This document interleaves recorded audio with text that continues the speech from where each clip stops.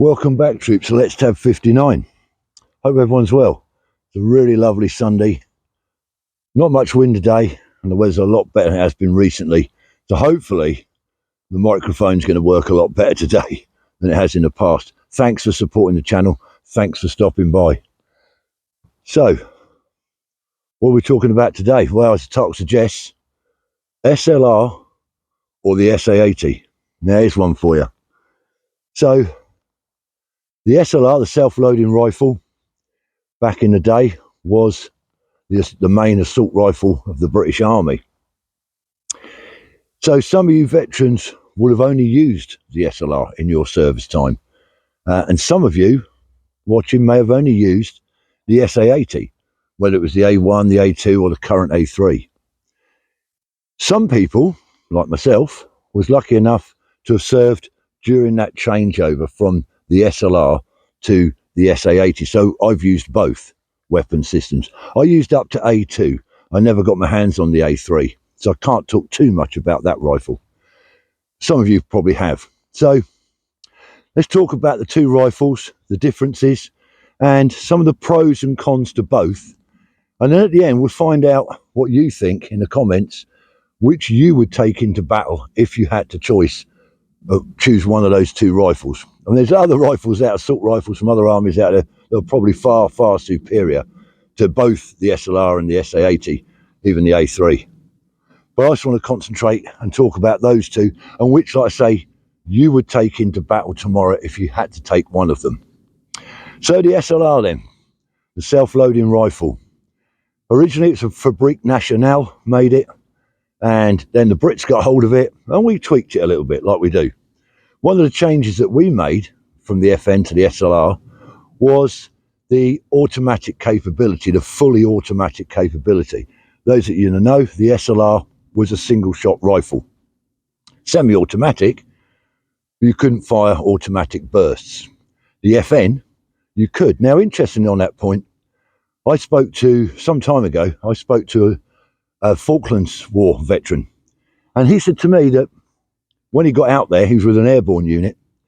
When he got out there, a lot of the lads were swapping the SLR for captured Argentinian FN FALs. Same caliber, same magazine, pretty much the same rifle to a degree. But of course, the Argentinian version, the FN FAL, could be used fully automatic. You could fire bursts of ammunition with it. I don't know what it's like. I've never done it. So if there's any Falklands War veterans out there watching this, maybe you could let me know in the comments whether you saw that happen or whether you actually did that yourself and swapped your SLR for a captured Argentinian FN. So that's one of the tweaks we made to it when the Brits got hold of it. Single shot only. No fully automatic capability. Very accurate rifle. One great thing about the SLR was its toughness. It was a really almost squaddy proof. Nothing's squaddy proof, as you know, guys. But the SLR was not far off being squaddy proof. The other good thing about the SLR was it's very, very simple to use, but it was also very simple to strip down in the field. There wasn't much to it. No fiddly parts. You cock the rifle, click a little brake at the butt would open up, you could pull the top cover off, take out the bolt and the bolt carrier. That was that stripped. Yes, you could take the firing pin out. Then up the front you had the gas parts, carefully remove the gas plug and take out the piston and spring. And that was it. In the field, cleaning it, very, very simple. Like I say, it was an accurate rifle, it was a tough rifle. I suppose one of the disadvantages with it would have been the fact it was very, very long compared to what assault rifles are today. So it's quite a long rifle, and if you're in Fibia, that could be a problem, or even in the jungle. Although it was used in Fibia and in the jungle, because its length, it was a bit cumbersome. Another good thing about the SLR was you could fire it left-handed. So if you were a left-handed firer, no problem. You didn't have to learn to shoot with it in the right shoulder like you did the SA80. The SLR, ambidextrous. I'd give my right arm to be ambidextrous, by the way. So the other thing, when it first came out, the SLR that is, it had wooden furniture. In other words, had a wooden stock and a wooden forward hand grip. Later on, they switched that to plastic, quite a tough black plastic. Now, in its wooden form, at the butt plate was a steel butt plate and it had a little lid that you flipped up and you could put an oil bottle in there. Not really that much use. When it went over to the plastic furniture, one good thing that you could do, the butt plate could be changed. It was a black plastic butt plate. It could be removed by the armourer and you could have a different size butt plate fitted. Now, that never happened to me.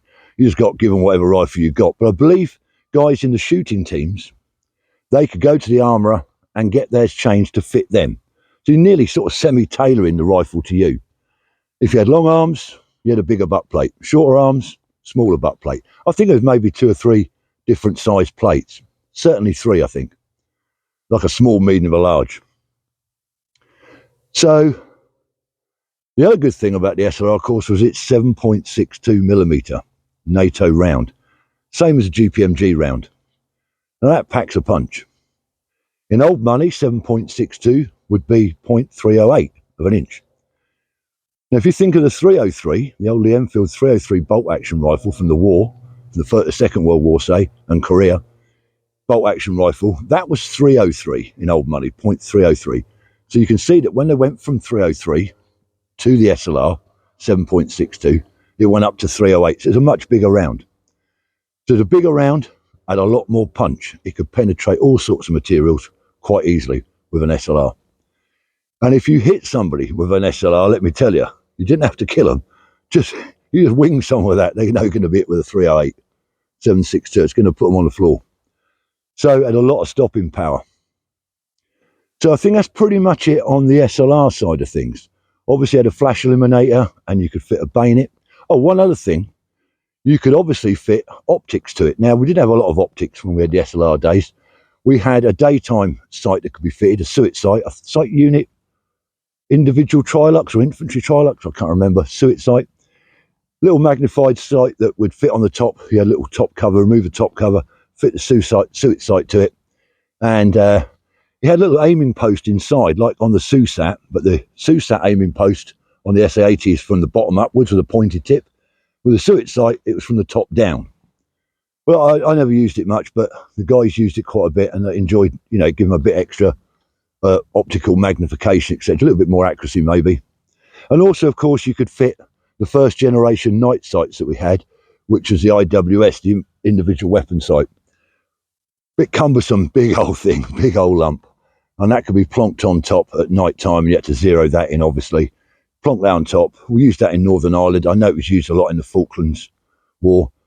So you didn't have, not everyone had it. There was only a few per section or few per platoon, maybe. But that helped. That was, like I say, first generation sight. So then along comes the SA80. Here we go. As I say, at the moment, there's been 3 versions, the A1, the A2, and the A3 currently. So let's talk about the A1 first of all.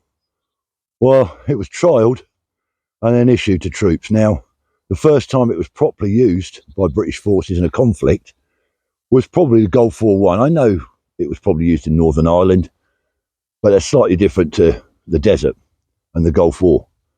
So the A1 was used out there and it had a few issues. Now, I can remember, I didn't go Gulf War 1, but I can remember some of the issues just having it on exercise. Let's talk about a couple of issues it had. First of all, the magazine release catch on the SA80 is on the left-hand side. And nowadays, on all the versions, you see the A2s and the A3s, it's now got a little shroud that's been welded on around that release catch. Now, that was done for a reason, because initially it didn't have that little shroud. And if you was holding the rifle close to your chest, obviously magazine release catch is on the left-hand side, so that was against your body. If you're running, moving about, what could happen, what tended to happen, if you pressed it too close to your body and you operated the magazine release catch, and that dropped your magazine out, and you might not know you've done it. You might be running forward with your rifle pressed against your waist, your stomach, and when you got to your fire position, got no magazine. And you might not have noticed it. You fire one round, you got stoppage. Working parts are blown back, open, no rounds in the chamber, no magazine on the rifle. So that was quickly fixed by Remy. They, or the factory, whatever, they welded these little shrouds on them, and that cured that problem. The other problem was the cocking handle on the A1. Little stubby metal cocking handle. And that would sometimes, as the rifle was cycling, the cocking handle would come back to eject an empty case, and as it come forward quite fast, it would catch the empty case. It could throw it back into the chamber and block the bolt from shutting. So that caused stoppages. That was resolved with the A2. They put Hector and Koch got hold of it, done lots and lots of modifications, and that was one of the things they obviously changed when you looked at the rifle. There was a new cocking handle, a little one that was shaped differently. You most of you have seen that. So advantages with the SA80, once those little issues were solved, was it was 5.56 millimeter. In old money, that's 223.223. So smaller, lighter round, flatter trajectory, a little bit more accurate. Not as much stopping power as obviously as a 7.62, but it meant you could carry more ammunition because the ammunition was lighter. So the scales of ammunition that an infantry soldier carried was greater than when it was the SLR. Obviously, it had a 30 round magazine as opposed to the SLR's 20 round magazine. So you had like a little bent banana shaped magazine, 30 rounds in there. Although a lot of troops were told to only put 28 in, especially with the initial magazines that come with it, because they were getting stoppages. There was too many rounds in the magazine. So 28 was often fitted. But now I think that's resolved. Everyone puts 30 in there. That's happy days. Another issue was the bayonet, the SA80 bayonet. When you fitted that on, if you remember, those who have used it, you actually put the handle of the bayonet, if you like, the grip, the hand grip of the bayonet, goes over the muzzle flash, the flash illuminator onto the rifle. So you shoot, effectively, you shoot through the bayonet handle and the blade is offset. A couple of issues happen with that. Some of the bayonets weren't quite straight. They had a little bit of a movement on them. Only fine. And it was actually, and I witnessed this, the rounds were clipping the tip of the bayonet. I'd zeroed my rifle without the bayonet, no problem. Then we fitted bayonets and zeroed again, and I was all over the place. My grouping looked like a mad woman shit. So what it was, my rounds were clipping the end of the bayonet. I think they've obviously resolved that. Another one was on fully automatic, the bayonet could have a tendency to rattle off and literally just come loose and fall off the rifle. But again, I think those issues have been solved now, certainly with the A3. But that was a couple of things that happened. A lot more fiddly to strip down, the SA80 is. Those of you who've done it will know that when you get to the bolt assembly, you can take out the firing pin. You've got to remove the firing pin retaining pin. It's about that big. Tight. You lose that, that's you, mate. You're screwed. You don't want to be losing that badger. So, not as squaddy proof as the SLR. More fiddly to strip down in the field. I don't think it wasn't quite as reliable as the SLR. Didn't have the same punch as the SLR. And of course, with the SA80, if you're a left-hander, if you're one of those left-handers, you're going to have a few issues because you can't fire the SA80 in any of its forms, A1 to A2, A3. You can't fire it left-handed. It has to be fired from the right shoulder. So if you're a left hooker, you've got to learn to shoot different. Whereas with the SLR, like I say, it's ambidextrous. But the SA80, of all its faults, was far more accurate. Obviously, the infantry version, when it first came out, came with a SUSAT sight unit, small arms trilux. Cracking little sight really in its day, and we were quite revolutionary in the British Army because a lot of other armies didn't have optics fitted as standard to infantry weapons. We did. The sight systems moved on now. I think they've got the ACOC and something else, a little red dot thing on top. I didn't experience all that. But that aside, even the early version with the SUSAT sight, very, very accurate. So much so, if you remember the old APWT, annual personal weapons test, when we did that with the SLR, the furthest distance you fired at for your APWT with SLR was 300 metres. With the SA80, the infantry with the SUSAT sight go back to 400 metres. And we know the accuracy improved. They changed the APWT pass rate. They made the scoring a bit harder for the SA80 because it was so easy to score high with it. So, obviously, again, if you're in the in a fibula situation or in the jungle, the SA80 is a little bit easier to use. Obviously, some units, Royal Marine Commandos, obviously SAS, SBS, and Parachute Regiment, some of their units, when they go on operations, jungle stuff, sometimes they'll take M16s. Even when we had the SLR, M16 was quite favoured by some of the more elite units in the British Army. And so they would use that. But the standard rifle, SA80, yeah, it was okay in close quarter battle, inside buildings, inside vehicles. That's another one. Back in the SLR days, if you was in a tank or crewed an armoured vehicle of some sort, getting that inside with you, the old SLR, was a bit awkward. So you had to have the SMG, maybe, the Sterling submachine gun. Great little thing, SMG, 9mm. So a lot of crews would have that. Helicopter crews, for instance, they could fold up an SMG and have that in the cockpit with them, whereas an SLR would just be right out the question. Obviously, a lot of helicopter crews, air crews, would carry a 9mm pistol, but they could sneak on board an SMG. You couldn't get an SLR in a Gazelle, not really. With the SA80, a lot of those problems went away.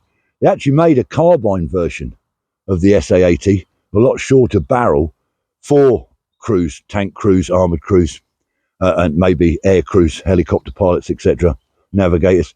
They could take the carbine version, but even in its standard format, it was quite easy to get into those vehicles with. So there we go then, pros and cons. SLR, SA80. Like I say, I haven't experienced the A3. I've heard good stuff about it. They've changed the furniture on it. Even on the A2, they started to change the furniture on the SA80. They had different handguard with like Picatinny rail on it, so you could fit different things, little lasers and things, torches. And you got like what we used to call it a gangster grip, but there was like a little grip on the forestock of the SA80, a little handle that you could hold with your left hand. And if you press a little button, two little legs pop down, bipod legs. So in a static position, maybe in a trench or whatever, you had two bipod legs to give you a bit more stability to shoot with. So that's quite a good improvement. One last thing, some of you veterans of the SLR might remember this. Guys would get hold of the 30-round magazines off of the LMG, the light machine gun, which used to be the Bren gun. If you remember that, there was like a bent banana magazine, 30-round magazine that went on top of the machine gun. That would fit on an SLR.